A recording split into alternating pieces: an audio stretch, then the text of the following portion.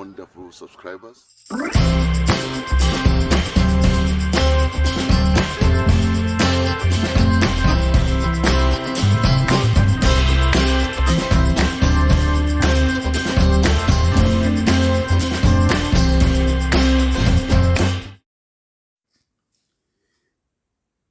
As the United Kingdom and the world at large mourn the passing of Queen Elizabeth II, the new head of state of United Kingdom, His Majesty, the King Charles III, addressed the nation for the first time since becoming the new king.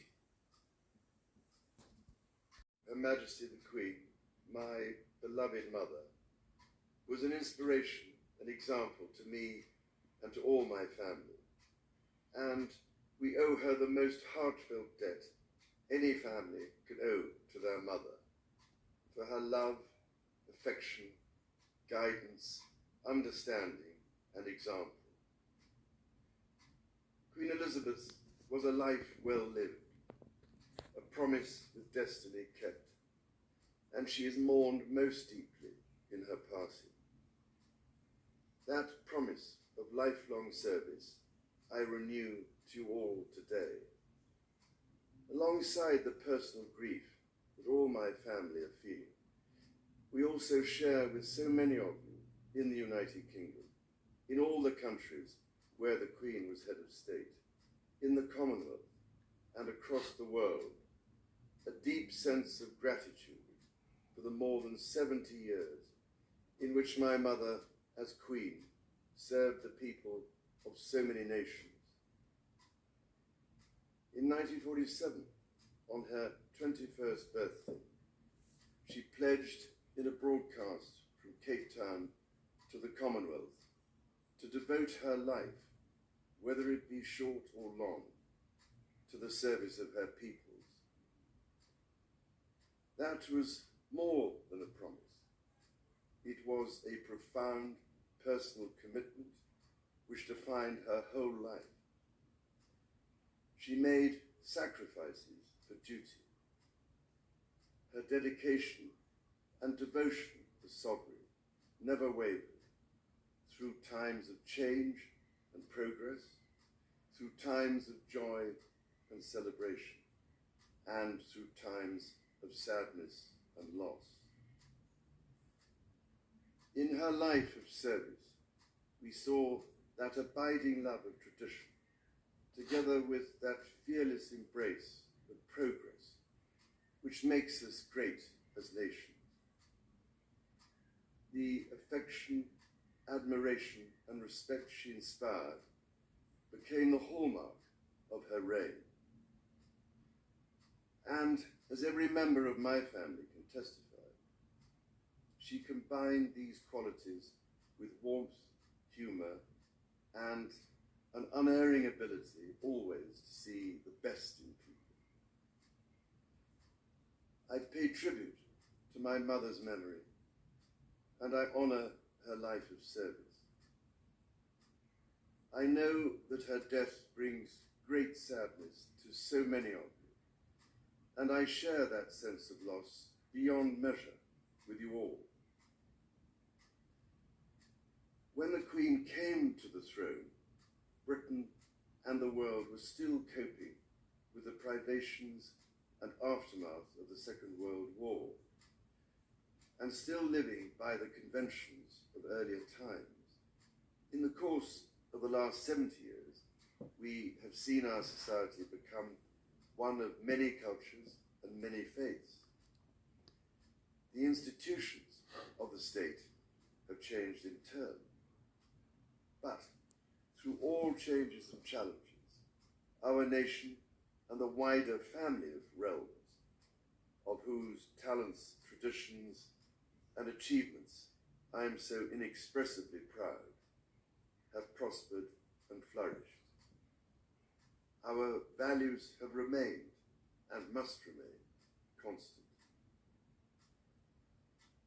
The role and the duties of monarchy also remain, as does the sovereign's particular relationship and responsibility towards the Church of England, the church in which my own faith is so deeply rooted. In that faith and the values it inspires, I have been brought up to cherish a sense of duty to others and to hold in the greatest respect the precious traditions, freedoms, and responsibilities of our unique history and our system of parliamentary government. As the Queen herself did with such unswerving devotion, I too now solemnly pledge myself, throughout the remaining time God grants me, to uphold the constitutional principles at the heart of our nation. And wherever you may live in the United Kingdom, or in the realms and territories across the world, and whatever may be your background or beliefs, I shall endeavour to serve you with loyalty, respect, and love, as I have throughout my life. My life will, of course, change as I take up my new responsibilities. It will no longer be possible for me to give so much of my time and energies to the charities and issues for which I care so deeply. But I know this important work will go on in the trusted hands of others. This is also a time of change for my family. I count on the loving help of my darling wife, Camilla. In recognition of her own loyal public service since our marriage 17 years ago, she becomes my Queen Consort. I know she will bring to the demands of her new role the steadfast devotion to duty on which I have come to rely so much. As my heir, William now assumes the Scottish titles which have meant so much to me. He succeeds me as Duke of Cornwall and takes on the responsibilities for the Duchy of Cornwall, which I have undertaken for more than 5 decades. Today, I am proud to create him Prince of Wales, Tywysog Cymru, the country whose title I've been so greatly privileged to bear during so much of my life and faith.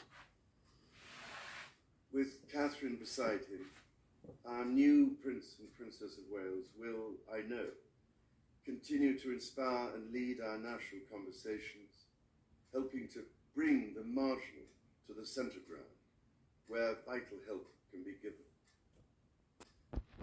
I want also to express my love for Harry and Meghan as they continue to build their lives overseas. In a little over a week's time, we will come together as a nation, as a Commonwealth, and indeed a global community, to lay my beloved mother to rest. In our sorrow, let us remember and draw strength from the light of her example. On behalf of all my family, I can only offer the most sincere and heartfelt thanks for your condolences and support. They mean more to me than I can ever possibly express. And to my darling Mama, as you begin your last great journey to join my dear late Papa, I want simply to say this: thank you. Thank you for your love and devotion to our family and to the family of nations you have served so diligently all these years. May flights of angels sing thee